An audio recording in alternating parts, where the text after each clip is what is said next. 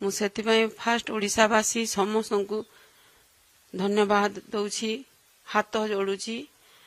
ଆଉ ବର୍ତ୍ତମାନ ମୋ ଛୁଆ ଏଇଟା ମୋ ହ୍ୟୁମାନର ଛୋଟ ହ୍ୟୁମାନ ମୋର ଇଏ ଆସିଲାଠୁ ମୁଁ ଟିକେ ଧୈର୍ଯ୍ୟ ଧରିଛି।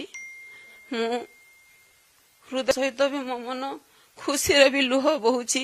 ମୋ ଛୁଆ ମୋ ବୋଉ ଆସିକି ପହଞ୍ଚିଲେ ବୋଲି ଟିକେ ମୋର ମାନେ ବୋଉକୁ ବି ମୋର ବିନତି ଥିଲା କି ମୋ ପାଖରେ ଆସିକି ପହଞ୍ଚି ଯାଉ ଆଜି ଦିନରେ ମୋ କଥା ରକ୍ଷା କରି ମୋ ବୋଉ ଆସିଛି, ସେଇଟା ହିଁ ମତେ ଦରକାର ଥିଲା।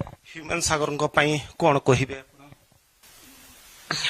କିଛି ନାହିଁ, ବର୍ତ୍ତମାନ ପରିସ୍ଥିତି ସେମିତି ନୁହଁ କି କିଛି କହିବା ପାଇଁ ତାଙ୍କର ଆଗକୁ ଯାହା ବି କଣ କହିବେ ଯେ ଝୁରୁଛି ତାଙ୍କୁ? ସମସ୍ତେ ଝୁରୁଛନ୍ତି।